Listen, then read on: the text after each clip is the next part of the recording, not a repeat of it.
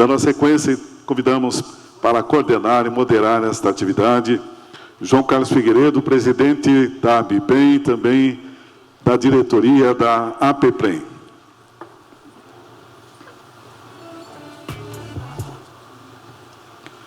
E também com muita honra vamos receber nossos palestrantes Sullivan Diniz e Lucas Assis.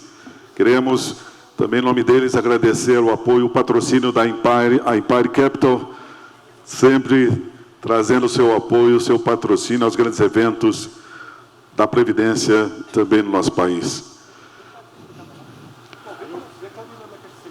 Senhoras e senhores, o Sullivan Diniz é sócio fundador da Empire, uma das maiores empresas no segmento de regimes próprios de Previdência Social. Possui 20 anos de experiência no mercado financeiro, 18 anos de experiência com RPPS. É pós-graduado em Finanças pela Fundação Getúlio Vargas e é executivo em Finanças pelo Instituto INSPER. O Lucas Assis, também sócio da Empire Capital há 4 anos. Trabalhou 10 anos no Instituto de Previdência de Campinas. É economista, formação pela PUC, a Pontifícia Universidade Católica. Então, tenham todos uma ótima atividade, dando as boas-vindas a todos vocês, o coordenador João Figueiredo. Muito obrigado, senhor Antônio. Boa tarde a todo mundo, pessoal. A gente vai seguir o horário, que eu acho que é o mais importante, respeitando quem já está aqui. Nós vamos fazer uma seguinte dinâmica para todo mundo poder aproveitar ao máximo. Nós vamos passar para que eles possam fazer a apresentação deles. Em seguida, a gente entra com as perguntas. Então, quem quiser fazer alguma pergunta depois, levanta a mão, a gente dá um jeito de chegar ao microfone para vocês. Vamos aproveitar ao máximo a dinâmica, que é para isso que a gente está aqui, para entender o que está acontecendo, para poder tomar boas soluções e para errar menos, que nós vamos errar mesmo um dia, então vamos tentar errar menos. Você que vai falar primeiro? Isso. Então, por favor, Sullivan, a palavra está com você, fica à vontade. Nós estamos com o tempo lá total, então vamos deixar uns 15 minutinhos, pelo menos, para que o pessoal possa interagir. Vamos lá. Tá bom. Bom, pessoal, obrigado, João. Agradecer a APPREM aqui também, né?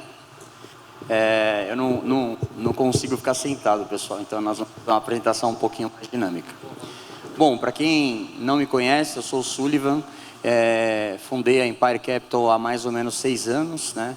E é um privilégio, uma honra hoje apresentar aqui a nossa empresa, né? E também mostrar a ideia hoje, mostrar um pouquinho do que a gente faz internamente. Basicamente, a gente faz uma coisa muito similar, muito parecida ao que vocês fazem, né? Então, tomara que vocês gostem, a gente preparou um material com bastante carinho, tá? Vamos lá, hoje a Empire Capital... Hoje a Empire Capital ela conta com mais de 100 clientes, uma presença nacional. Deus quiser, até o final do ano, aí, com a minha equipe, a gente deve pintar todos os estados, né? Então, são mais de 30 clientes do estado de São Paulo. Nós contamos com um atendimento de mais ou menos 3,1 bilhões de reais, somente dinheiro do RPPS. Hoje, nosso time tem mais ou menos 25 colaboradores, né? Sendo 9 comerciais. Então, esses comerciais são comerciais sênior, comerciais que a gente busca um atendimento com excelência, estar próximo, né, ao nosso cliente. Então, por isso, um time robusto do ponto de vista de quantidade de pessoas. Então, esse histórico de toda a nossa equipe soma mais de 20 anos de histórico profissional. Nós representamos 5 gestoras de estratégias diferentes, um portfólio bastante complementar. Quando a gente fala de Empire, vocês não vão ver a gente representando... Vamos trocar? Vocês não vão ver a Empire com 10, 20 instituições financeiras. A gente acredita que, dado o produto complementar a uma grade alinhada, né, a gente busca mais eficiência do ponto de vista do atendimento, da venda, né, e também olhando o cenário econômico. As gestoras quais nós representamos, rapidamente, a Brasil Capital, a nossa primeira gestora, né, que tivemos o nosso primeiro contrato assinado, é uma gestora longeva. Todas as gestoras que nós temos no portfólio são gestoras experimentadas. Então, não dá para a gente trabalhar com uma gestora de 2 anos, 3 anos, porque nós temos uma metodologia. Essa metodologia, ela leva em consideração bastante tempo de existência para que a gente possa testar bastante, né? O Brasil não é um país para amador, né? Então a gente sabe que o mar revolto ele vai formando os bons marinheiros. E através disso, a gente testando essas gestoras ano contra ano, entendendo como que elas se comportam, aí sim ela está apta a fazer parte do nosso portfólio. Brasil Capital faz gestão de renda variável, a Gepard e a Tarpon também. A diferença é que a Brasil Capital tem um fundo mais consistente ao Ibovespa. Ele é um fundo ativo ao Ibovespa. O Gepard e Tarpon faz a contraparte disso, né? Gepard e Tarpon são 2 gestoras de estratégia de crescimento, estratégia valor, de empresas um pouquinho fora do radar. Então, elas são bastante complementares. Então, continuando, o Daicoval é a nossa parte de renda fixa. Então, nós temos os produtos de renda fixa, tanto o IMAB, como também a mesa, para que a gente possa operar título público, fazer cotação, participar, né, dessa parte da carteira de vocês, LF e a última gestora, na verdade, a última instituição financeira que assinou o contrato com a gente até recente foi a Tullet. É uma honra representar a Tullet no segmento também. Tullet é uma das maiores corretoras do mundo, né? A Tullet, o ano passado, ela transacionou mais de 270 trilhões. Então, só em transações, em brokeragem. Então, quando a gente observa, nós não temos nenhuma gestora com menos ali de 15 anos. Isso é bastante importante e a gente vai mostrar na apresentação o porquê que a gente conta, né, sempre com uma gestora longeva. Eu vou agora passar a apresentação para o Lucas, nosso sócio comercial, e é uma honra também trabalhar com ele. Ele vai discorrer um pouquinho sobre essa apresentação e eu faço as considerações para a gente dar essa dinâmica para a apresentação, tá bom? Por favor, Lucas. Quer fazer para nós? Pode ser. Tá. Deixa eu ver como que passa. Legal. Então, perfeito. Como o Sullivan comentou, a gente vai discorrer então sobre o tema, né, como encontrar fundos diferentes do Ibovespa. E para isso a gente começa iniciando com uma frase de um especialista no tema, né? Então a gente pegou 2 especialistas, a gente pegou Warren Buffett, né, o maior investidor da história, né, o cara que em 60 anos entregou 20% ao ano, é o maior resultado de longo prazo, e a gente trouxe uma frase do Luiz Barsi, que também é um investidor que construiu fortuna no mercado de ações. Então, nada melhor que autoridades para falar um pouquinho de renda variável. E a gente começa com essa frase. No longo prazo, o mercado de ações recompensa o investidor paciente. O risco vem de não saber o que você está fazendo. Então, é sobre isso que a gente vai discorrer hoje. Como saber o que fazer, né? Ou seja, como escolher fundos, como que o RPPS pode montar uma carteira diversificada para poder, né, ao longo do tempo, né, conseguir construir capital. E a gente vem com a frase do Luiz Barsi, né? Renda variável só é variável para quem não sabe o que está fazendo. Então, novamente, a gente vai tentar discorrer aqui um pouquinho em algumas premissas que o RPPS pode utilizar internamente para encontrar os melhores fundos, aqueles fundos que podem ajudar, né, na diversificação da carteira para, né, como a gente comentou, trazer um resultado de longo prazo. E aí, primeiramente, vamos começar a falar como que está hoje o RPPS. Então, a gente pegou aqui um consolidado do último DAIR de vocês. E hoje o RPPS possui cerca de um patrimônio aproximado de 366 bilhões de reais. Desses 366, em renda variável, hoje temos aproximadamente 41 bi, o que dá cerca de 11%. Nesse 11%, a gente está falando de FIPs, fundos multimercados, renda variável Brasil, né, fundos de ações, fundos de investimento exterior. Então, na média, né, o RPPS tem cerca de 11%. Ou seja, tem institutos que têm 0% em renda variável, tem institutos que têm 30%, 40%. Então, na média, dá esses 11%. E a gente vai causar aqui uma reflexão. Estamos usando bem o prazo a nosso favor? E a gente começa com essa pergunta. Afinal, por que investir em renda variável? O RPPS tem um passivo de longo prazo e precisa de ativos que entreguem retorno acima da meta atuarial. E a primeira questão que fica na cabeça é, opa, mas hoje a gente tem títulos públicos pagando IPCA mais 7%. A gente tem a Selic a 15%. Então, somente em renda fixa eu poderia montar uma carteira 100% nesses ativos e eu bato meta. Mas o RPPS, né, a gente sempre lembra que ele é um investidor de longo prazo. E ele precisa encontrar ativos que a gente não sabe até quando essa Selic vai ficar em 15%, até quando os títulos vão continuar pagando IPCA mais 7%. A gente lembra que de 2016 a 2019, a Selic estava abaixo da meta, e a gente observou também os títulos públicos pagando IPCA mais 3,5%, IPCA mais 4%. Então, é por isso que a gente precisa montar uma carteira diversificada. É sim importante, né, o RPPS ter ali bastante títulos públicos marcados na curva, né, que garantem a meta. É importante ter os fundos CDIs, mas é necessário ter uma carteira de renda variável, dado que vocês são investidores de longo prazo. Enquanto a renda fixa protege no curto prazo, a renda variável pode impulsionar o crescimento real do patrimônio previdenciário no longo prazo. Ignorar essa classe pode levar a déficits e aportes extraordinários no futuro. Por que isso é importante de ser ressaltado? A gente entende, né, que acho que deve ser unânime, que devem haver novas reformas da Previdência pelos próximos anos, né, por um conceito muito básico. Né, eu vou trazer somente 2.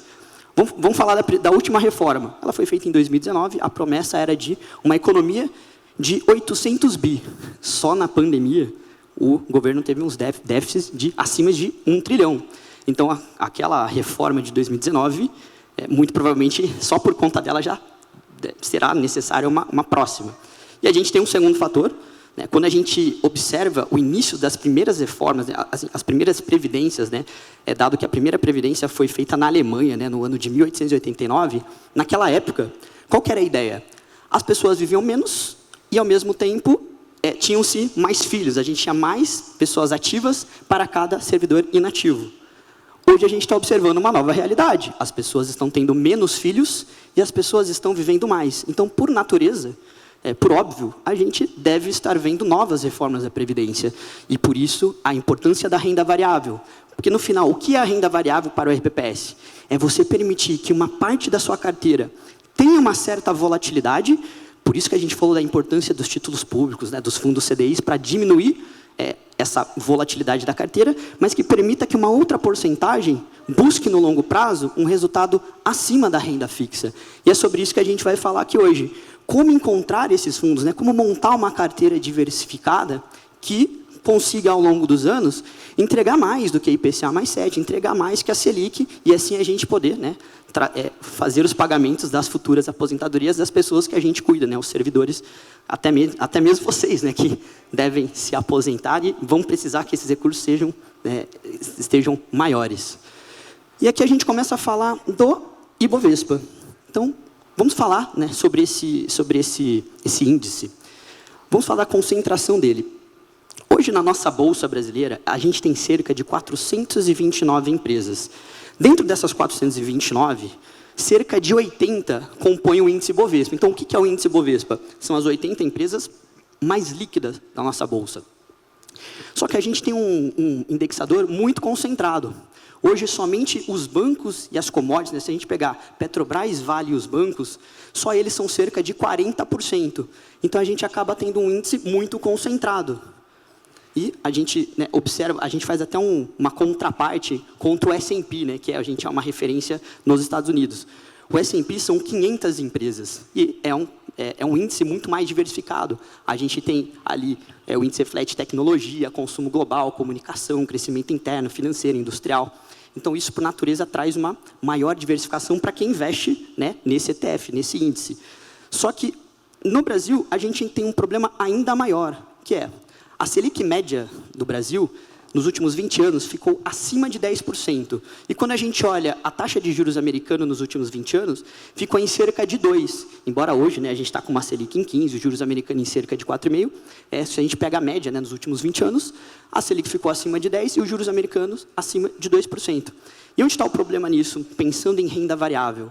Nos Estados Unidos, se os juros na média é 2%, Poxa, vocês concordam que se o S&P entregar 6% já é um bom investimento para o americano? Isso faz com que ele fique mais suscetível a pegar grande parte do seu patrimônio e investir na renda variável. Ele coloca em S&P, porque se o S&P entregar somente 5%, para ele é lucro.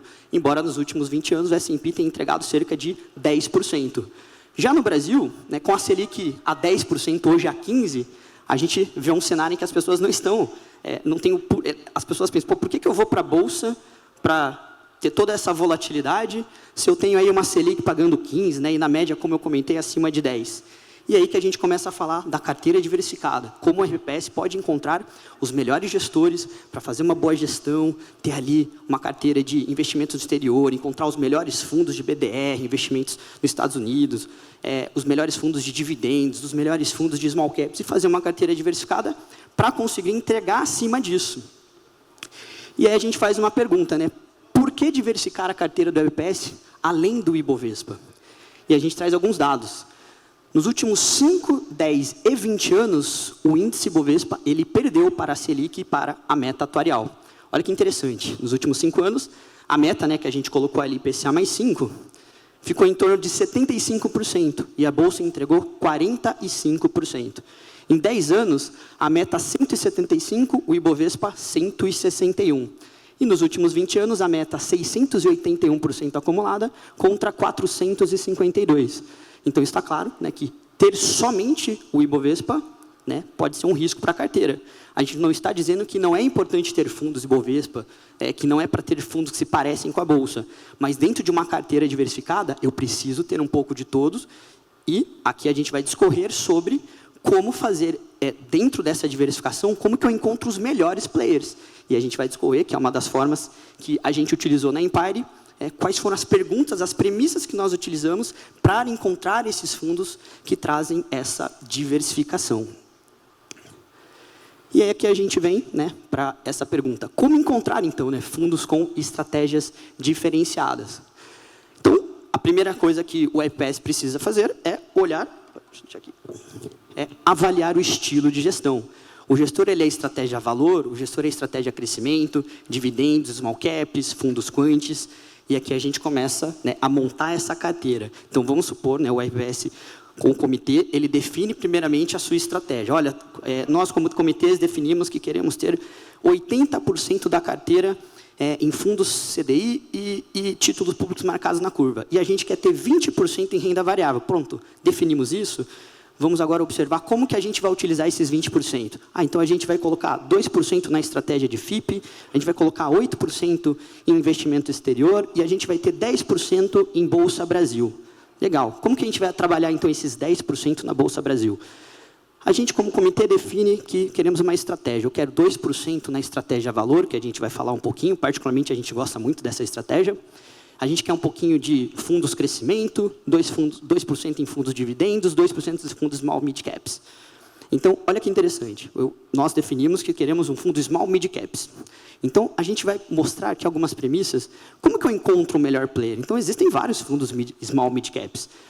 Quais são as premissas que eu vou utilizar para encontrar o melhor?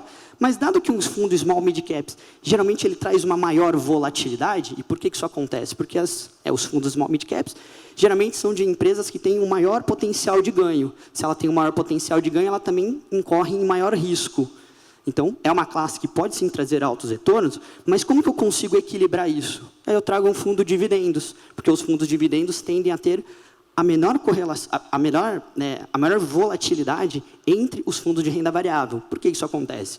Porque os fundos de dividendos tendem a ter empresas mais sólidas, empresas boas pagadoras de dividendos, e por si só, então quando a coisa pega, quando as coisas estão em momentos muito incertos, essas empresas tendem a cair menos. Pronto, então eu consegui colocar um fundo mais volátil e diminuir a volatilidade com um fundo menos volátil. Pronto, é assim que eu começo a diversificação. E aí a gente vai começar, agora a gente vai discorrendo pelos próximos slides, algumas premissas que vocês podem utilizar para tornar essa carteira cada vez mais eficiente. E mais à frente a gente vai falar da matriz de correlação, mas a gente acha esse ponto extremamente importante. Porque o que é a matriz de correlação? Depois a gente vai colocar um exemplo na prática. A matriz de correlação, ela vai mostrar os fundos que vocês têm na carteira, o quanto eles se parecem. Então, imagina, você tem um fundo lá na carteira E aí chega um vendedor, né? Um Sullivan, um cara vende super bem. E aí ele vai lá e fala, não, porque o meu gestor é maravilhoso, ele estudou em Harvard, e aí ele tem uma gestão assim, extremamente especial. Aí você fala, poxa, Sullivan, me traz o CNPJ, deixa eu dar uma olhada. Aí você vai fazer a matriz de correlação. E você vai observar que dentro da sua carteira, você olha e fala assim, poxa, mas eu tenho 2 fundos que a minha correlação com o seu é de 98%. Logo, o seu fundo, ele não traz diversificação para a minha carteira. O que isso significa? Se os meus fundos caírem, o seu vai cair também. Poxa, no final, eu só estou aumentando o risco da minha carteira. O que eu quero de você, Sullivan? Eu quero que você me traga um fundo que ele tem uma correlação menor, de forma que, quando as coisas estiverem muito instáveis, e eu tenho alguns fundos aqui que se parecem muito com a Bolsa, ou seja, quando o Trump começar, né, a falar coisas que tragam instabilidade, quando a gente vê o fiscal piorando e os meus fundos começarem a sangrar, né, a terem rentabilidades negativas, eu quero que você traga um fundo que ele tenha uma correlação menor com isso, para ele poder equilibrar a minha carteira. E é isso que a gente tentou fazer na Empire. A gente, como o Sullivan comentou, nós temos uma vasta experiência em RPPS. Né? Então, a gente tem pessoas aqui que trabalharam há mais de 10 anos com a RPPS. Então, a gente acaba conseguindo encontrar, né, os fundos que vocês investem. A partir disso, né, eu até gostaria que o Sullivan, estou vendo que ele está pronto para falar uma parte bem interessante. A partir disso, sabendo os fundos que nós tínhamos no mercado, a gente falou, poxa, vamos tentar encontrar fundos diferentes e que tenham uma menor correlação com a média dos fundos que nós encontramos, para aí sim a gente conseguir trazer um diferencial. Tá. Se eu puder complementar, Lucas, muito bem. Então, só para a gente recapitular, eu acho que tem que ficar claro aqui o seguinte. A gente montou na apresentação a nossa história. Quando a gente olhou para o mercado, e muitos players, né, muitos RPPS participaram dessa nossa história, a gente olhou a carteira de vocês. E quando eu comecei a trabalhar no mercado financeiro, eu aprendi a trabalhar com o senhor Edmundo Valadão, que era o fundador da Geração Futuro. Ele só sabia vender ações. Automaticamente eu só soube vender ações durante muito tempo. Quando eu olhava a carteira de vocês, eu olhava uma carteira que já tinha muitos fundos que se pareciam com o Ibovespa. Ter o Ibovespa no portfólio é muito bom. Dado a concentração que o índice Ibovespa tem, de 40%, 45%, representar bancos e commodity, a gente acaba ficando suscetível também a um risco bastante específico. A nossa ideia não era trazer um fundo que fosse Bovespa e que fosse ligeiramente melhor, mas era complementar a carteira de vocês. E aí a gente começou a fazer um monte de planilha. Cara, coisa de maluco, assim. Planilha para tudo quanto é lado. Só que, quando a gente tem um time que gosta de trabalhar junto, e diversas vezes a gente, à noite, lá fazendo as análises, a gente começou a entender e identificar alguns padrões de comportamento. Bom, olhar para o dinheiro de previdência não é olhar para um fundo que ganha dinheiro. Se um fundo der 100% de rentabilidade, 30%, 40%, e a meta atuarial for de 12%, é muito bom. E obrigado, fez a obrigação. No ano seguinte, você parte de 150% da meta, mas no ano seguinte você não bate, aí você tem problema.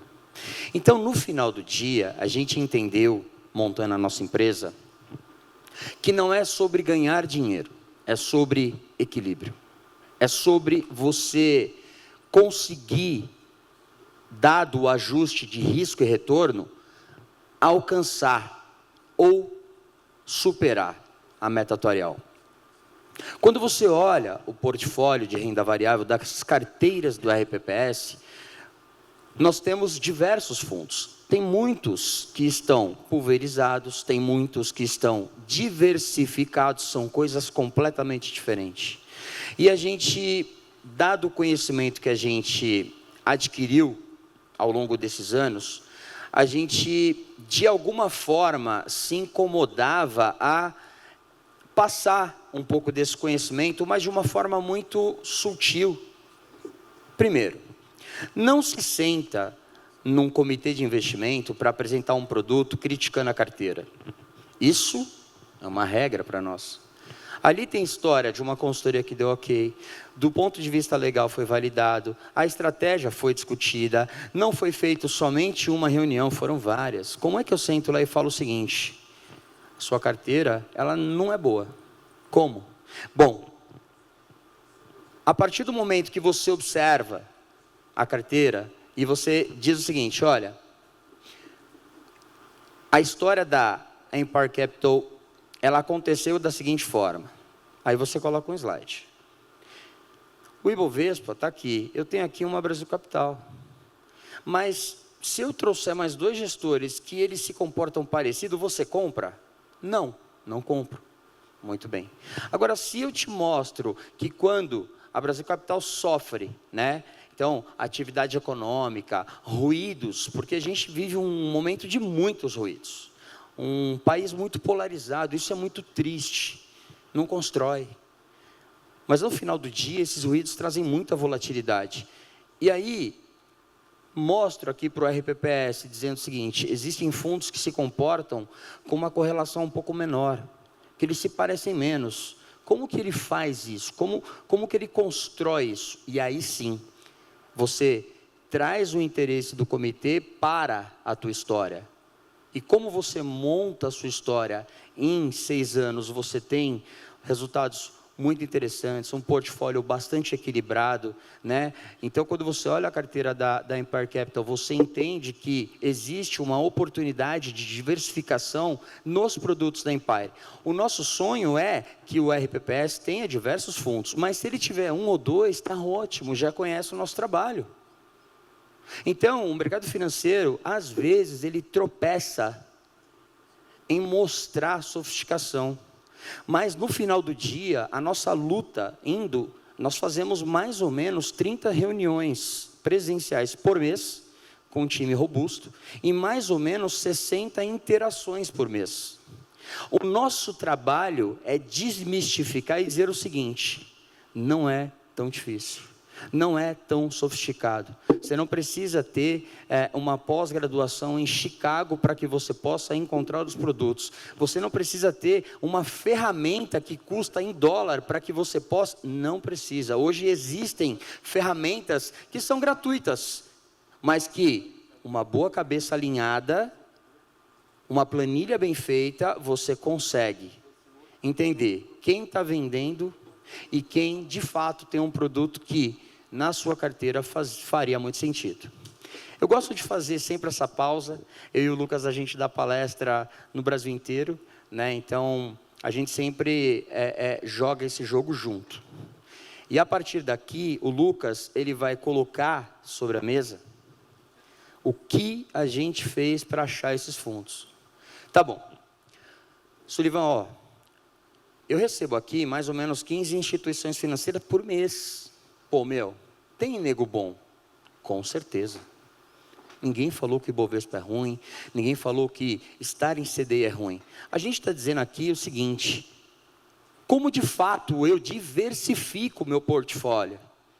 Porque se eu não fizesse desse lado a mesma coisa que vocês fazem do lado de vocês, eu não encontraria êxito. Porque se eu chegar em vocês hoje para vender um produto que joga contra o cenário econômico, como que vocês vão aplicar? Ou eu estou subestimando muito o conhecimento de vocês. Então aqui a gente tem um trabalho maçante, inclusive honrar aqui Gustavo, Bordim, né, até o Lucas, que fazem parte do comitê de produtos, que sempre está buscando um produto novo. Tá? Porque daqui a pouquinho vai fechar, estão com 3 bilhões na estratégia. Qual é o after? Qual é o dia seguinte? A gente precisa de novos produtos, vocês também. Então, como que a gente faz isso? A gente vai mostrar um pouquinho de como funciona a nossa cozinha.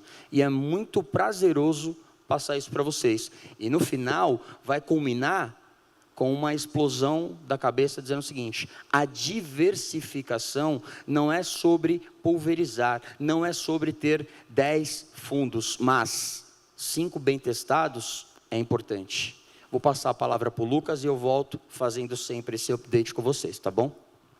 Obrigado, Sullivan. Então é isso, né? Então a gente construiu o raciocínio para agora sim a gente vir para a parte prática, né? Que é o que no final vocês querem saber. Tá bom, eu entendi, tem que ter uma carteira diversificada.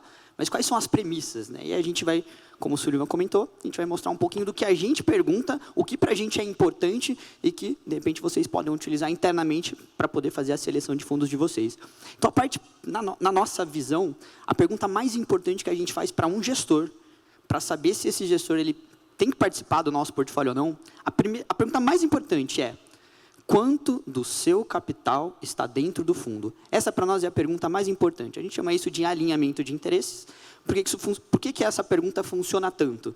Porque se o gestor chega para mim e fala assim, olha, eu, particularmente, eu tenho 10% do meu patrimônio no fundo, porque eu gosto mais de fundos imobiliários, eu tenho uma cabeça mais de incorporadoras. A primeira coisa que eu vou perguntar é, então me fala em qual incorporadora você está investido, porque é lá que você acredita.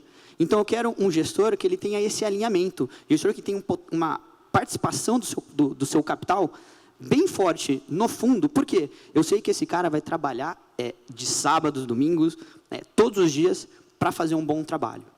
Porque ele tem um alinhamento, ele sabe que se o fundo cair 20%, se o fundo cair 30%, quem perde dinheiro é ele. Logo, a cabeça dele, por natureza, vai funcionar muito em linha com a cabeça do RPPS, que é, antes de pensar em ganhar dinheiro, eu quero alguém que queira não perder dinheiro. Então, para nós, os melhores gestores, eles estão mais preocupados em não perder dinheiro do que ganhar dinheiro. Só que não adianta ele somente ter o recurso dele dentro do fundo. Eu também quero saber se ele é bom, se ele sabe o que faz. E aí que a gente começa a falar de histórico.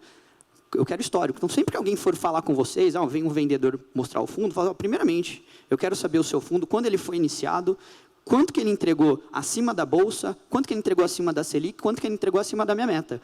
Porque, tudo bem que se ele só entregou acima da Bolsa, como a gente vê ali, não significa muita coisa, né? Você viu que a Bolsa, nos últimos 20 anos, ela perde para o índice Bovespa. Então, se ele só falar, meu fundo bate a Bolsa, ainda não é o suficiente. Eu quero os resultados dele à luz, né, da Selic, à luz, né, da meta atuarial. Então, são duas premissas. Se o gestor mostra para a gente um resultado, um histórico muito bom, e ao mesmo tempo eu sei que o recurso dele está lá, a gente não consegue garantir os resultados futuros, mas a gente entende que, se o resultado do passado até o presente foi satisfatório e o gestor tem o recurso dele dentro do fundo, a chance da filosofia dele continuar acontecendo de forma eficiente é maior do que a de um gestor que entregou menos que a meta e que, ao mesmo tempo, tem uma participação menor do seu patrimônio dentro do fundo. Para nós, isso é lógica pura, né? Então, para nós, essas são as premissas mais importantes.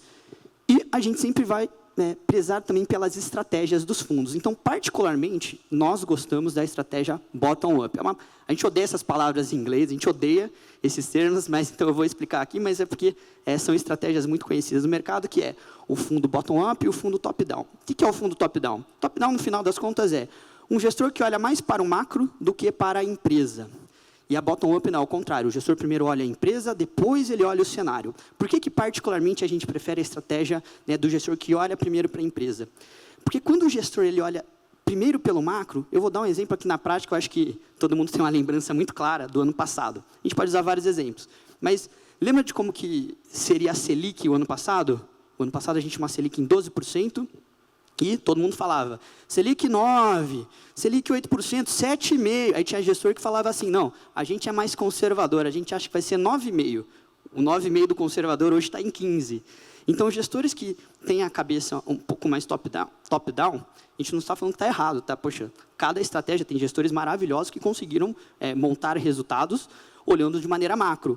Mas, na nossa visão, dado que a nossa economia é tão instável, a todo momento tem uma crise, a gente prefere gestores que olham de baixo para cima, ou seja, primeiro a empresa, depois ele vai olhar o macro. Então, como que funciona a cabeça do gestor que a gente particularmente gosta?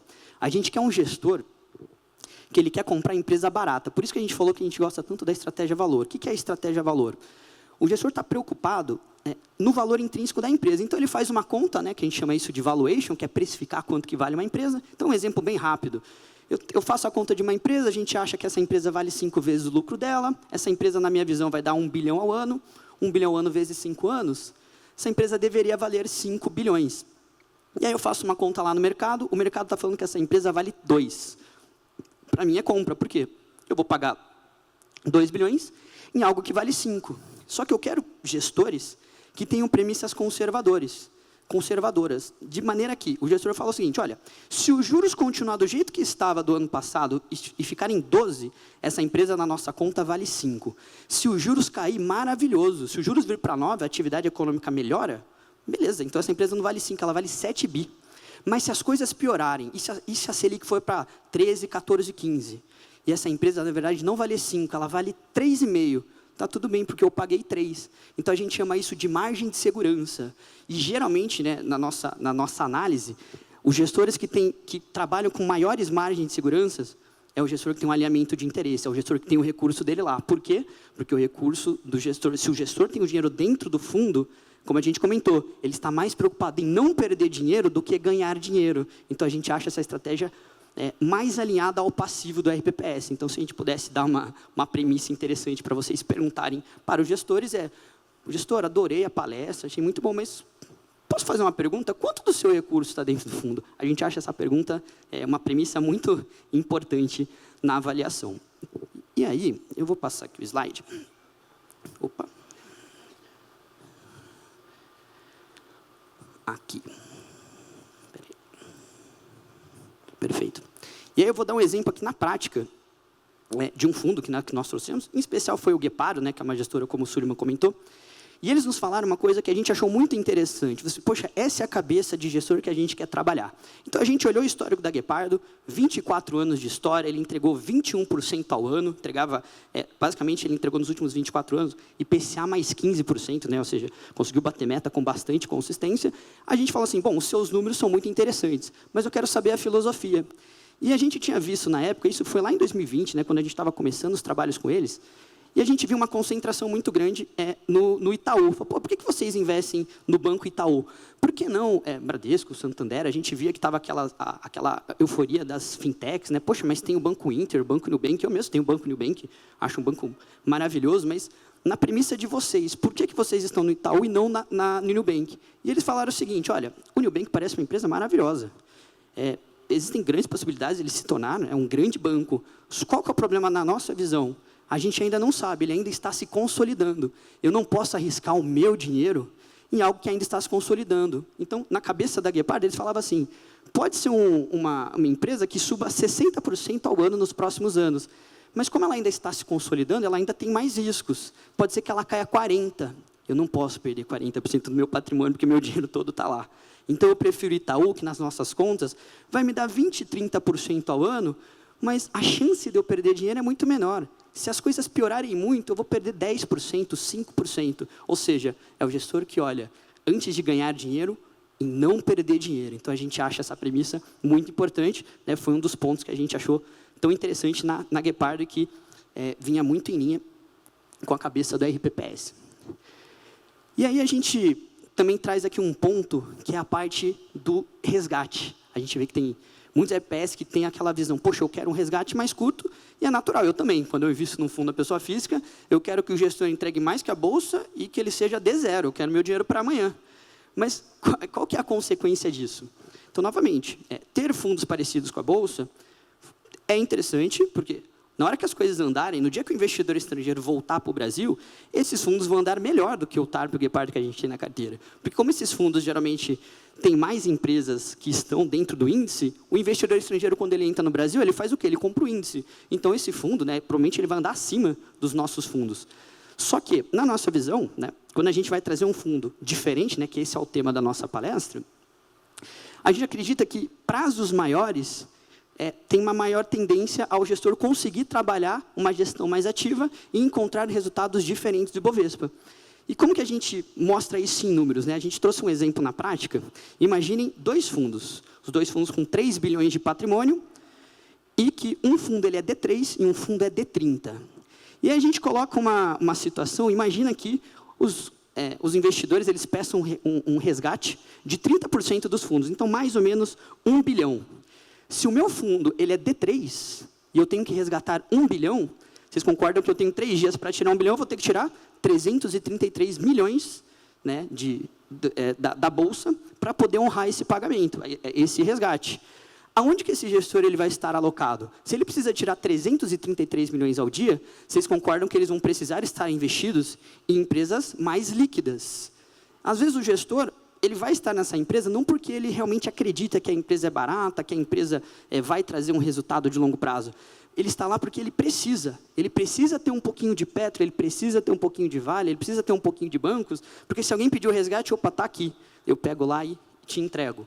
Quando o fundo é D30, no mesmo exemplo, então você pede um resgate de 1 bilhão, e ele tem 30 dias, né, para te devolver, né, esse recurso.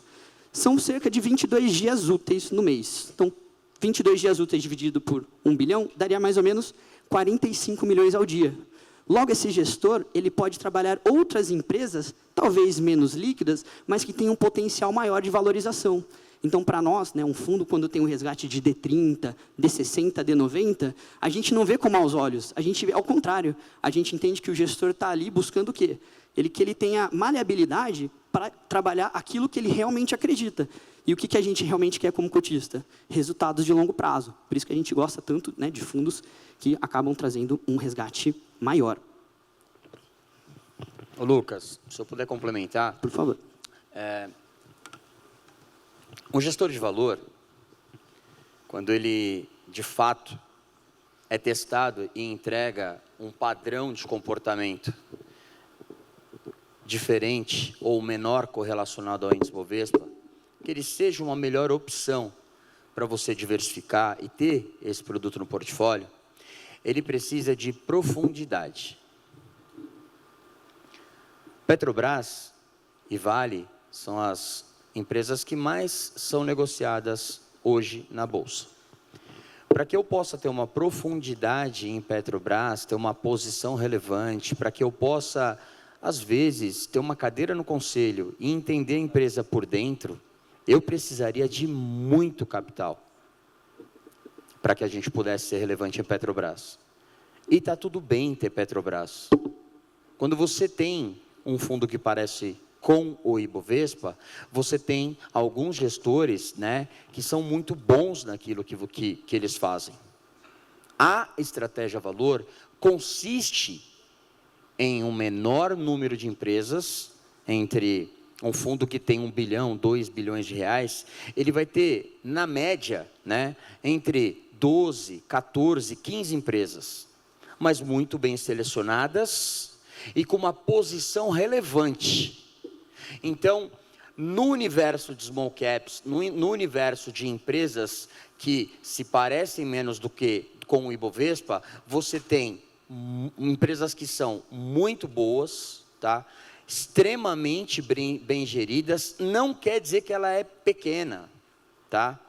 Às vezes você tem algumas pepitas, né, que o mercado ainda não está vendo e que você está fazendo um bom trabalho. Eu vou dar um exemplo. No ano de 22 e 23, a gente conseguiu consolidar uma empresa chamada Kepler Weber. A gente começou a investir na companhia, ela tinha mais ou menos 180 milhões de faturamento. A gente desinvestiu, a companhia fatura mais ou menos 4 bilhões de reais. E hoje ela está na carteira recomendada de compra de todas as instituições. Kepler Weber, para quem não conhece, ela faz a armazenagem de grãos. Antigamente, as pessoas, elas colocavam o grão, né, colhia o grão e colocava o grão em algumas plataformas para fazer a secagem. Demorava. A Kepler Weber, ela tem um silo que ela armazena o grão e ela já tem a química para fazer a secagem. E o Brasil, nós temos uma posição extremamente relevante do nosso PIB em agro. Então, há 5 anos atrás, a Tarpon ela já estava construindo essa posição. Teve cadeira no conselho, teve co-investimento, no qual, até na época, né, Lucas, eles não disponibilizaram para a gente oferecer para a RPPS, porque eram para grandes famílias, era um dinheiro que já estava carimbado, e a partir disso, eles conseguiram destravar muito valor na companhia. Então, quando você tem um gestor que é bem intencionado, tem um capital intensivo, tem, de fato, uma cadeira no conselho e consegue destravar valor na empresa, usando a sua inteligência, associando com um gestor maravilhoso, com um manager, um fundador da companhia, que ninguém faz melhor que ele, mas a Tarpo ela entra para ajudar. Olha que legal. Só que o mais importante, que na época a gente identificou, num fundo que hoje tem 3 bilhões, quem é o maior cotista? De longe, se eu pegar os 5 maiores RPPS que estão investindo, e na Tarpo tem mais de 1 bilhão, se eu pegar os 5 maiores RPPS, não supera o quanto que o gestor tem nesse fundo, no mesmo fundo. Então, automaticamente, o que o Lucas colocou, por que eu não compro Nubank e eu prefiro Itaú, é porque eu vou ganhar dinheiro, mas não vai ser 3 vezes mais assim como no banco me daria. Porém, o meu DNA, a minha cultura, eu não posso arranhar. Então, vamos fazer mais do mesmo, bem feito. Então, a contraparte de um fundo de ações indexado ou muito próximo ao Ibovespa é a estratégia valor. Mas dentro da estratégia valor, você precisa testar o cara. Testar o quanto ele tem no fundo, testar os anos fechados, como que aquele fundo se comportou, principalmente pandemia e diversas outras oportunidades. Lucas.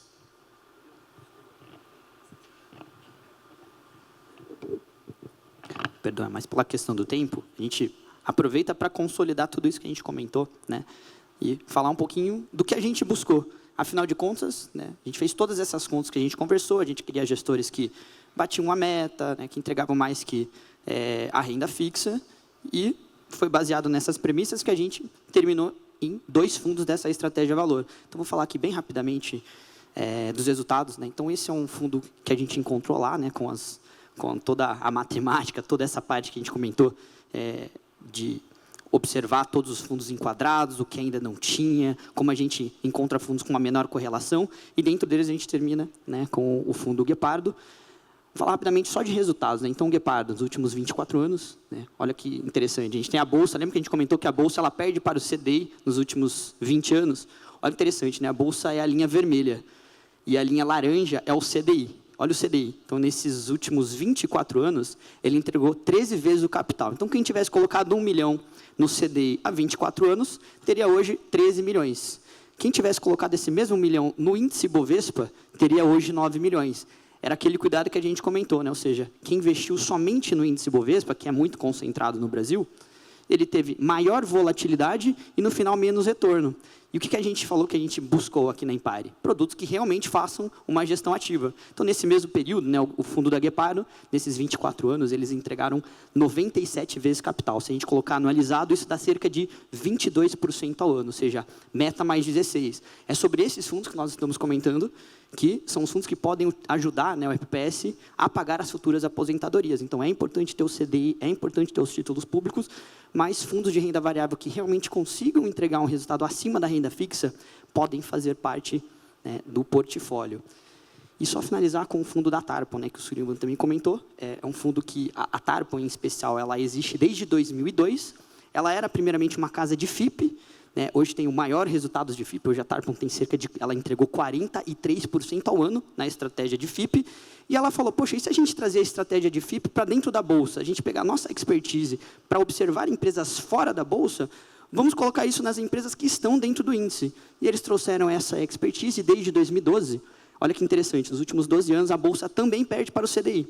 Em 12 anos a Bolsa entregou 125% de retorno atualizado, retorno total. O CDI, 206, a meta, né? A Tarpon foi até um pouco mais agressiva, colocou IPCA mais 6. A meta teria sido de 317% e o fundo da Tarpon 900%. Ou seja, mais um fundo que, na nossa visão, pode ajudar, né, o RPPS, dado que vocês têm que ter essa parte de renda variável buscando o pagamento das futuras aposentadorias. E aí, antes da gente finalizar para as perguntas, o João até comentou aqui com a gente, que já está no final, a gente traz só um estudo, só para vocês entenderem mais ou menos como a gente foi buscar esses fundos. Qual foi a matemática que a gente utilizou para trazer esses fundos mais estáveis, né, que conseguem agregar valor para o RPPS. Eu sei que vocês estão vendo um monte de números e tá difícil de entender, mas eu vou explicar cada um deles aqui, tá?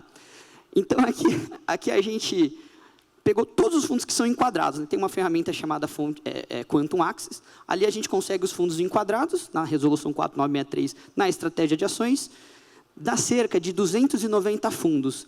A gente retira os fundos que já estão liquidados, ou fundos que são monoações, e pegamos aqueles gestores que estão com fundo aberto e, ao mesmo tempo, uma gestão ativa. E aí dá cerca de 150 fundos. E aí olha a premissa que nós utilizamos para poder encontrar aqueles que trazem o resultado mais perene. Os números, aqui são 25 fundos. Aqui foram os 25 fundos que nós entendemos que trouxeram os melhores resultados. Ali está o resultado anualizado. Então, de 2019 a 2024, são 6 anos, eu consigo entender quanto que cada um desses fundos entregaram de rentabilidade. E por que a gente, em especial, usamos essa premissa? Porque nos últimos 6 anos, a gente teve 2 anos bons de bolsa e 4 anos ruins. A gente prefere olhar o fundo no ano ruim, porque no ano bom é muito fácil, né? Quando a bolsa sobe 30, qualquer fundo entrega 30 e ajuda a meta. A gente acha mais interessante olhar como o fundo se comporta no momento de estresse. E olha que interessante, no ano de 2019, a bolsa sobe 31%. No ano de 23, a bolsa sobe 22%. Mas de 20 a 22, a gente teve uma pandemia. Em 20, a bolsa sobe cerca de 2,92%. Em 21, a bolsa cai 11,93%. E em 22, ela sobe 5%. E o ano passado, acho que está mais fresco na memória de vocês, a bolsa caiu 10%. Então, aqui eu consigo observar o comportamento. E como que eu encontro os fundos que, na nossa visão, são mais perenes? Eu faço um ranqueamento. Então, olha o que a gente fez. Essa partinha azul é a posição que cada um desses 150 fundos eles obtiveram em seus respectivos anos. Então, vamos pegar lá, o fundo 1. Em 2019, ele entregou 51%. Ele ficou em 17º da amostra. O fundo 2 entregou 99% em 2019. Por isso que, se a gente observar lá em 2019, ele está lá em primeiro lugar. Então, a gente colocou a posição deles em cada ano. E aí, como que a gente entende os fundos mais perenes? E por que a gente observa do ponto anualizado e não do retorno acumulado? Porque o retorno acumulado pode enganar. Imagina uma situação, nos últimos 6 anos, um fundo de 19 entrega 400% de rentabilidade. E nos próximos 5 ele entrega 0. Ele pode chegar para vocês e falar, meu fundo em 6 anos entregou 400% de retorno acumulado. Poxa, mas entregou tudo num só ano e os outros anos? Então, quando a gente coloca o resultado anualizado, a gente consegue ver, né, o quanto o fundo é perene. E aí, como que a gente entende quais são os fundos, né, que trazem um resultado esse resultado mais perene? A gente faz uma somatória das posições deles. Então, imagina a situação. Se em 6 anos, o máximo que um fundo pode ficar em primeiro, né, o melhor fundo, o máximo que ele poderia fazer é ser o primeiro nos últimos 6 anos. Logo, ele faria uma pontuação de 6 pontos. Né? Seria primeiro vezes 6 pontos. O último fundo, o pior fundo, se são 150 na amostra, o máximo que ele pode fazer de pontuação é 150 vezes 6 anos. Daria, acho que, 850 pontos. Logo, quais são os fundos que eu quero para a minha carteira? Os fundos que fizerem a menor pontuação. Então, foi assim que a gente trabalhou na Empire. Aqui são só os fundos enquadrados, mas a gente foi na indústria encontrar todos os fundos que estavam ali, né, para a gente analisar. E a gente fez esse mesmo estudo para olhar quais foram os fundos que realmente entregaram resultado de forma consistente. Porque, olha como é interessante. Imagina que eu tenho um fundo que em 19 e 23, que como a gente comentou, foram anos ótimos, o fundo ficou em primeiro lugar. Então, em 19 e 23, o fundo entregou 60% de rentabilidade. Mas o RPPS, como a gente comentou, vocês não querem o fundo que só suba, vocês querem um fundo que não caia, o fundo que não atrapalhe a meta de vocês. E aí imagina que em 20, 21 e 22, esse fundo ficou em último lugar. Se ele ficou em último lugar em 20, 21 e 22, só aí ele já teria feito 450 pontos. Naturalmente, ele sairia dessa amostra. Então, olha que interessante, quando a gente olha a pontuação, né, dos fundos que entregaram maior resultado. Obviamente, a gente tirou o nome, né, porque era uma questão ética. A ideia aqui é só para a gente entender, né, o racional por trás. O fundo que entregou o melhor resultado do RPPS nos últimos 6 anos, ele fez uma pontuação de 49 pontos. Olha que interessante. No ano de 19, ele foi o 17º. No ano de 2020, ele foi o 9º. Em 21, ele foi o 6º. Em 22, ele também foi o 6º. Em 23, ele foi o 3º. Em 2024, ele foi o 8º. Ou seja, não é sobre ser o primeiro, mas aquele que entrega o resultado mais consistente. E vou pegar o número 25 da lista, que, querendo ou não, entre 150 fundos, poxa, entregou um resultado, né? Entre os 150, o 25º. Ô Lucas, Por favor. Se eu puder até encurtar para a gente já ir finalizando, essa planilha, ela tira emoção. Essa planilha, ela é democrática. Se um fundo ele entregou um resultado muito bom e a gente fica até com receio, né? Pô, o que esse fundo fez, né? A gente diversas vezes teve esse questionamento. Mas quando você mostra que isso é um padrão, quando você mostra que a alocação que o gestor tem dentro do fundo é muito maior até que o então no final vai dando conforto. A gente não precisa de um fundo que ganha dinheiro, que é o melhor, não é isso. Se ele é bom e ele tem um padrão em ser bom, levou, muito bom. Esse que vai ser o fundo que vai diversificar o meu portfólio. Certo? Não estou dizendo que o portfólio não é diversificado, mas quando você coloca 150 fundos e você seleciona 5, sem olhar quem é, você diminui o risco de errar. E é sobre isso que a gente coloca aqui sobre a mesa para compartilhar com vocês. Quer finalizar?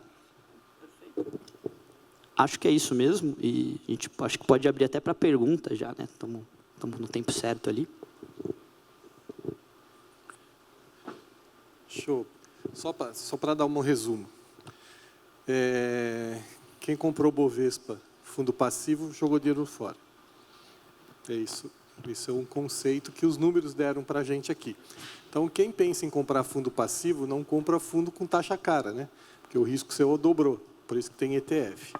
Só que não tem um índice só, gente. Quando vocês olharem índices, né? Nós, no Brasil, temos poucos índices ainda, mas temos vários índices e eles têm que entrar no comparativo, tá?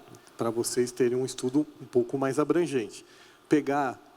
Esse estudo é excelente porque você faz o seguinte, você pode fazer dentro do seu instituto e olhar o mercado todo. Aliás, o Paulo parece reunião lá do Prejum, isso aqui, né? A gente faz isso, a Ginei faz isso com uma janela de 7 anos, não de 6. Tá? Qual que é a questão toda? Quem aqui tem capacidade para fazer isso no dia a dia? Tá? Essa talvez seja o grande pulo que a gente tem que ter num evento, numa estrutura dessa. Eu estou preparado para fazer isso? Eu, por minha conta, ou eu vou comprar o que todo mundo está vendendo? Então, como gestor de regime próprio, eu preciso estar fazendo isso, tá? Por minha conta. Essa é a primeira coisa que é importante fazer. Tá? Eles fazem isso para escolher os melhores produtos para vender. O regime próprio devia fazer isso para investir. Tá? Onde é que está o melhor produto? E nem sempre, esse mês pode estar um fundo deles na janela, no mês seguinte pode não estar, depois 2 meses volta, e você vai ter essa diversificação. Então, primeiro, gente, nós temos que aumentar a estrutura dos regimes próprios, tanto de conhecimento, tanto do comitê de investimento, como dos conselhos, como dos gestores, para que a gente entenda como temos que selecionar os ativos que nós vamos investir. Essa é a primeira situação. A segunda situação eu não consigo fazer. Eu estou pedindo certo para a consultoria, já que se eu não consigo fazer, eu vou ter que ter uma consultoria, ou eles estão vendendo o fundo disfarçado para mim? Certo? Porque a questão toda é a seguinte, consultoria foi feita para te responder, não para te levar. Então, eu sei perguntar as coisas para a consultoria, para ela me dar o que eu quero, ou eles estão dizendo o que eles querem. Vá para fundo tal, daqui a pouco você vai ver, que engraçado, tem um curso sendo feito exatamente com aquele gestor. Olha que interessante, né? Eles indicam ali. Outra coisa, vamos olhar a história do Tribunal de Contas. Não é o CPF de vocês que responde para o Tribunal de Contas? Que cuidado vocês estão tendo para fazer vocês a seleção? Tá? E esse exemplo é muito interessante. Você vai no mercado, você busca 200 fundos, 150 fundos, você consegue olhar dados objetivos, mas você entende o que você precisa fazer? Eu acho que essa talvez seja a grande lição da aula que eles deram aqui hoje de seleção de ativo. Tá? Eu quero saber como escolher. E eu acho que essa também é a grande questão. Então, eu vou passar a palavra para vocês, para que vocês compartilhem um pouquinho da experiência de vocês também. E perguntem para eles se isso está certo ou se está errado. Porque senão a gente não fica numa troca de experiência aqui. Um fala, outro ouve. Quem quer fazer pergunta aí? Não vai fazer nada? Você está quietinho? Estou preocupado com você.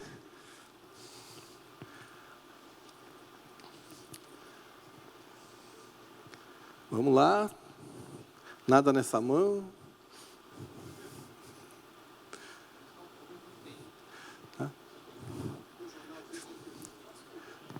Passa aqui para o Silvio, por favor. O Silvio tem que olhar fundos porque tem patrimônio da Previdência Complementar que ele está cuidando. Alguns bilhões. Fica à vontade, Silvio. Boa tarde, gente. Silvio Eugênio, Previcom. Cara, achei interessantíssimo os 2 fundos que vocês apresentaram. Dentro desse processo, para além desses 2 fundos, quando vocês olham um fundo, ou um produto, ou uma gestora parceira que se encaixe dentro daquilo que os RPPS precisam, dentro desse escopo de regulamentação que tem que apresentar e etc., como é que funciona um pouco esse processo? Desde a seleção até a oferta para o RPPS, e como é que vocês imaginam que isso casa dentro das carteiras de investimento do RPPS da maneira mais adequada? Esse procedimento de vocês me pareceu muito interessante. Se puder explorar um pouquinho, fico grato.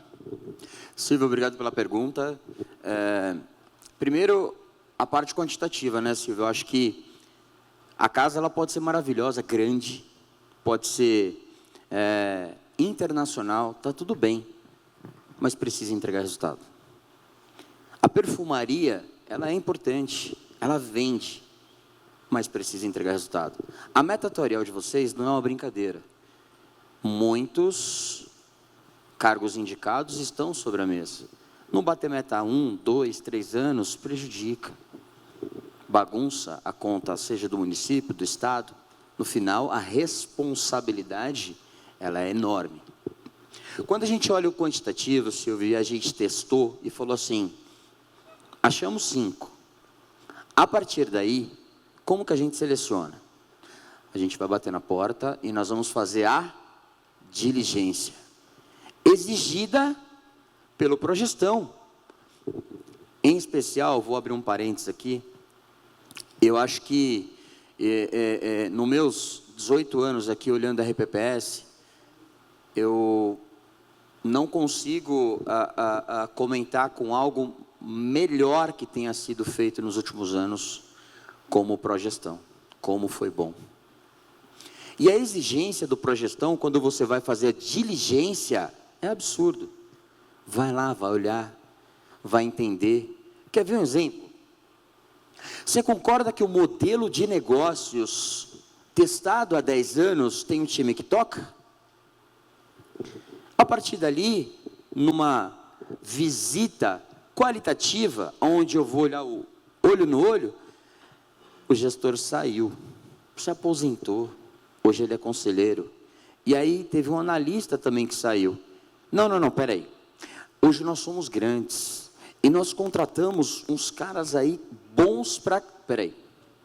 Aí você faz um corte nessa timeline. Aquilo que você está olhando tem um DNA. Daqui para frente, está tudo bem se você testou e você quer acreditar, mas você precisa colocar isso dentro da sua análise. Nós fizemos isso.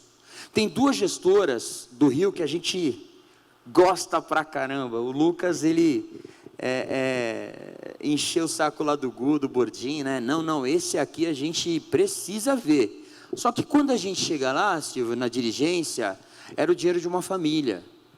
De repente, aquele resultado foi construído com 300 milhões. Será que aguenta um bi? Mas a decisão, como que é tomada? Não, a decisão é o seguinte, esse cara é bom, cara, confia nele. Não, peraí. Como que funciona a construção dessa decisão? Comitê, analista. O analista, quando ele traz para a mesa uma opção possível para o gestor escolher, esse cara é bem remunerado, quando ele acerta, você consegue, né, fazer com que ele participe do crescimento da sua companhia, investir em ações, é além do resultado apresentado. Uma gestora é feita de pessoas, e as pessoas, quando a gente identifica que a gestora, Silvio, o time está há 10 anos tocando o bumbo junto, dá mais conforto. E aí a gente vai construindo essa seleção. Notas. A gente faz exercício para diminuir ruído e emoção.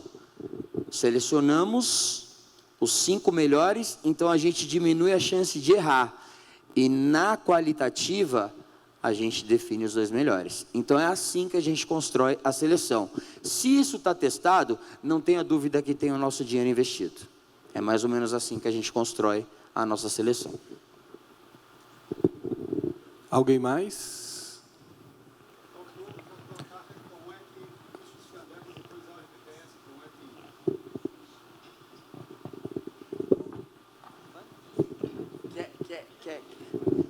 Só finalizar, e Lucas, se você quiser complementar, como isso se adequa ao RPPS? Primeiro, esse fundo, antes dele fazer parte dessa matriz, do ponto de vista legal, ele já foi testado, tá ok. Dificilmente a consultoria vai glosar esse fundo, porque no meu time eu tenho 3 pessoas que vieram de consultoria. Então, a gente não é bobo, né, Silvio? Tem que pegar essa meninada aí para ajudar a gente. Muito bem. Quando esse fundo é apresentado na carteira da RPPS, ele é apresentado... Vou te dar um exemplo. Eu tenho no meu portfólio, Silvio, não é só TARP que é pardo. Eu tenho o fundo long only. O fundo long only, ele vai trabalhar com um percentual maior. Ele vai ter 95% de correlação com o Ibovespa. Para esse momento, Silvio, de tanto ruído, como que eu coloco esse produto sobre a mesa para que a gente possa discutir sobre ele? E, além do mais, esse produto, o cliente, com certeza, ele já tem um concorrente muito bom na carteira dele. Então, a arma que eu uso é aquela arma que, do ponto de vista de cenário, encaixa melhor. E aí, como que a gente coloca, a gente faz uma apresentação como se o RPPS tivesse esse fundo nos últimos 2 anos no portfólio dele. E aí a gente chama isso do quê? Tem uma coisa chamada backtest. Cara, como o mercado financeiro né? Não pode falar português? Pelo amor de Deus, né? Não é, gente? Não é verdade? Olha aí, o pessoal está se animando para perguntar agora. No final, a gente simplesmente vai testar se esse fundo tivesse na carteira de vocês nos últimos 2 anos, qual é a qualidade que ele traria, qual é o nível né, de volatilidade que ele poderia ter diminuído, e a partir daí fica animado o comitê. Isso é legal, quando você pega um produto totalmente testado, totalmente construído, e na carteira da RPPS você mostra para ele que não é um produto para ele ganhar dinheiro, não é um produto para ele fazer uma realocação e colocar, é um produto para adicionar, é um produto para complementar, não é sobre desrespeitar os meus concorrentes, muito pelo contrário. São produtos que são complementares. Se eu pegar 2, 3 concorrentes, a gente consegue fazer aqui um portfólio diversificado. E essa é a graça da gente navegar sobre essa planilha. Lucas. Alguém mais? Pergunta para os dois. Vocês discorreram que esse tipo de investimento localizado em fundos né, pequenos ou de pequenas ou médias empresas, né,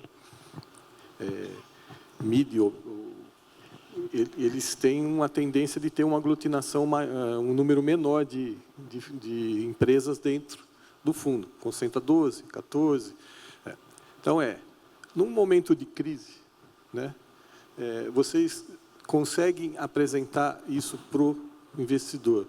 Qual é o tempo de resgate ideal ou qual seria o estresse que esse fundo correria do ponto de vista de resgate para que a pessoa tenha um conforto? Né? E vou dizer o seguinte, como investidor, você comprou, você tem 100 milhões, só para dar um exemplo. Eu tenho um problema de mercado, que acontece. Vira e mexe, tem um doido falando alguma coisa no mundo, né? Um joga bomba, outro quer e uma coisa interessante que vocês têm que ter no dia a dia é o seguinte, Se eu estou num ponto de estresse e eu preciso do dinheiro para pagar benefício, eu preciso saber de qual fundo eu vou resgatar para perder menos. Tá? Se eu tiver que resgatar rápido de um fundo pequeno, eu vou perder mais ou menos dinheiro. E é isso que eu acho que é importante para eles mostrarem para vocês. Esse é o tipo de fundo para resgatar no estresse ou esse é o tipo de fundo para carregar no estresse, para que deixar que fundos mais líquidos sejam acessados para, eventualmente, um resgate quando falta aporte da prefeitura, você ficou com um problema de liquidez momentânea. Como é que funciona isso do ponto de vista da análise na hora da venda e como é que acontece isso no dia a dia? Pode ir, você está mais... Vamos lá. Essa pergunta, ela é muito boa, por quê? Tem aquela coisa, né? Todo gestor, ótima pergunta. Não. Ela é boa de fato. Quando você observa um estresse de mercado, quando a ação ela não é tão negociada, então essa estratégia ela precisa estar num fundo D30, D60. Por isso que quando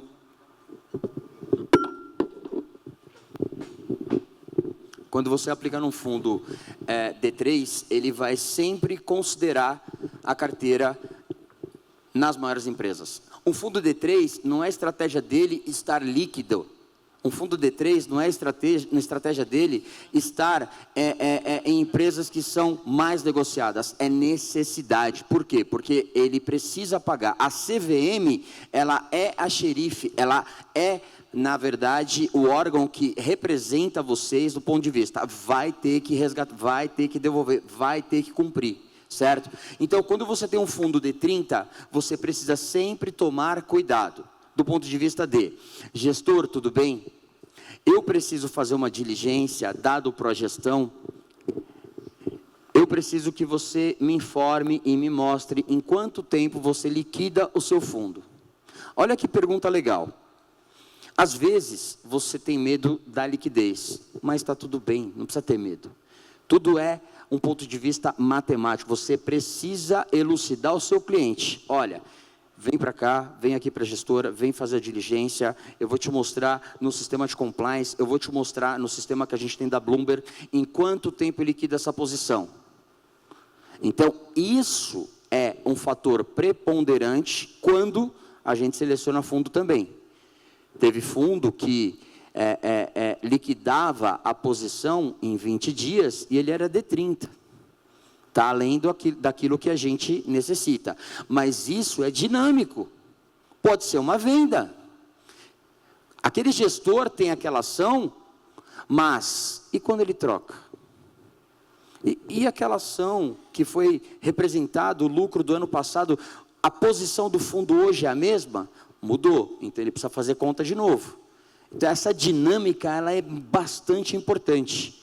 Então, se o gestor, você tem posição, é importante que você, no comitê, receba, né, esse documento, essa planilha, que é mais um nível de governança que você vai adotar no comitê. A planilha de liquidez do fundo é extremamente importante e é uma ferramenta diária do gestor. Então, por isso que é mais tranquilo de responder essa informação quando você indaga o gestor. Obrigado. É só uma coisa interessante, quando você está gerindo, né, quando você está do lado do regime próprio, é importante que você olhe na variação do PL do fundo, né, porque às vezes você está hoje com um fundo de PL de 100 milhões, mas o histórico médio é 70. Significa que esse fundo está crescendo. Mas se você tiver um fundo com 100 milhões, cuja média é 130, esse fundo está perdendo. Né? E aí pegar um pouco do gancho do Sullivan. Nos períodos que houver um resgate desses fundos, quanto o gestor resgatou do dele? Né? Porque na hora da crise, se o gestor sai correndo e tira o dele primeiro, corre já, ou nem põe.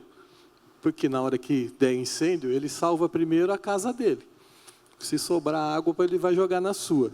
Né? Então, quando vocês veem movimentos longos em fundos que tiver resgate, período de resgate, pergunta se eles saíram.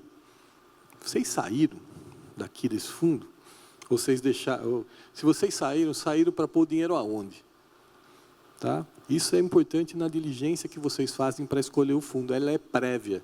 Essa informação ela tem que ser dominada por vocês previamente. Tudo para que a gente não corra o risco, tá, de estar dando dinheiro para alguém aprender a gerir.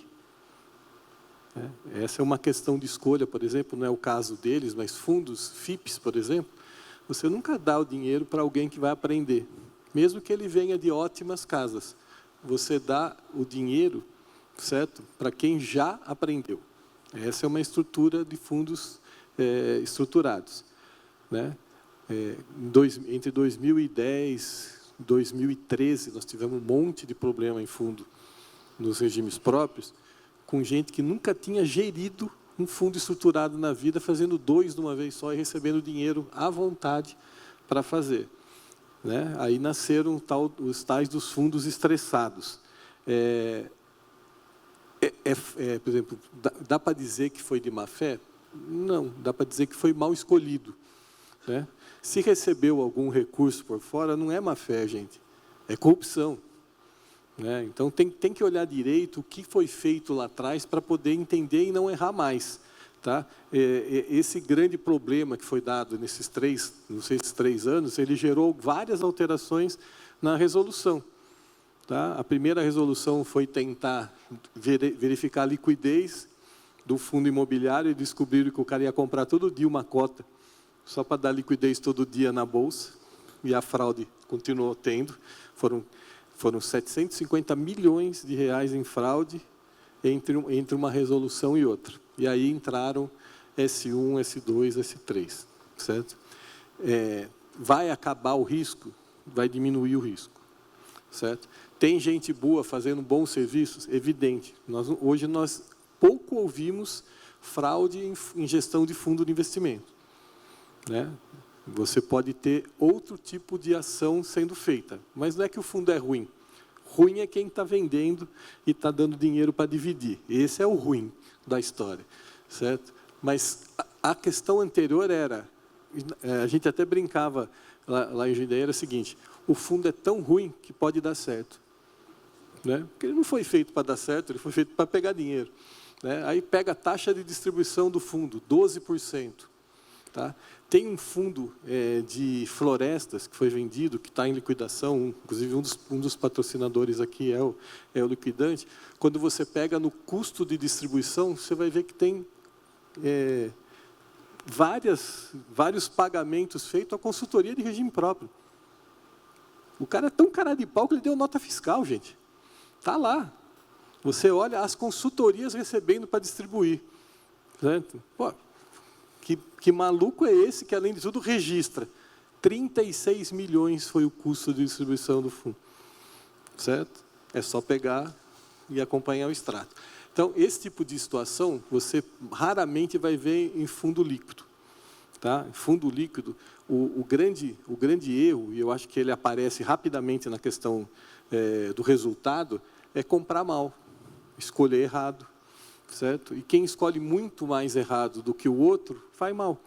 Né? O que a gente escuta enquanto gestor eu gostaria de acertar mais do que errar, e quando eu errasse em valores menores. Esse é o grande sonho do que a gente tem que olhar como gestor, exclusivamente para quem tem que prestar conta para a população. Né? Como o Sullivan já falou no começo, nós, como investidores, temos que olhar a primeira coisa. Eu consegui manter o patrimônio? Nossa, é o primeiro objetivo meu. O segundo, eu consegui dar para ele a correção da inflação? Tá? Aí eu fiz a segunda dever de casa. O terceiro dever de casa eu consegui colocar nisso ainda a taxa de juros? Aí eu consegui ter um retorno para fazer investimento. Com o tempo, até para aproveitar um pouquinho da experiência, com o tempo que a gente tem hoje, com taxa de juros tão altas, certo? A gente corre o risco de ficar preguiçoso. Tá? se você pensar do ponto de vista de risco, retorno de longo prazo, os regimes próprios estão fazendo uma gordura na renda fixa suficiente para entender o risco que dá para melhorar na renda variável. Pouca gente vem falar isso para vocês, mas se eu estou conseguindo comprar título a IPCA mais 7 e minha meta é 5,5%, eu estou ganhando 1,5%, que se eu correr o risco certo, eu posso melhorar, e se eu correr o risco errado, eu posso continuar batendo a meta. Tá? Então, nós estamos num momento muito interessante de aprendizado. Há gordura suficiente para aprender. Tá? Há uma conta que tem que fazer com muito cuidado. Depois que a Bolsa acelerou, certo? Você vai virar boiada, é gado. Olha, subiu 25% esse ano. Eu estava lá, nessa subida de 25%? Não. Agora, ela vai subir mais 25%? Não.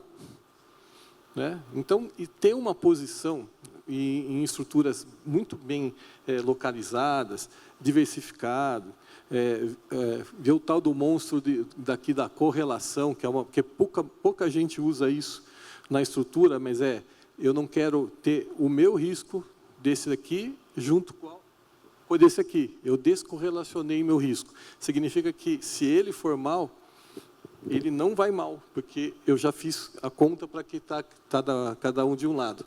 Então, nós, nos últimos anos, no regime próprio, a gente teve um monte de aprendizado. Nós tivemos a Covid. Foi dentro do evento da Bipem, em Florianópolis. Todo dia a Bolsa parou 2 vezes, 3 vezes. Quer dizer, nós já tivemos no meio do maior turbilhão de risco mundial, além da crise de 29. E a gente está aqui, certo? Nós estamos tendo uma questão de taxa de juros reais muito acima de qualquer outra estrutura. Nós também estamos aqui. Essas coisas vão durar para sempre? Não. Qual é o aprendizado que nós temos sobre isso? O aprendizado é que, sem diversificação, nós vamos errar sempre. Com diversificação, nós vamos errar menos. Certo? E uma coisa que nesse mundo convulsionado que nós temos hoje no Brasil, né, que todo mundo tem lado, e quando isso significa que todo mundo tem lado, ninguém tem razão. Tá?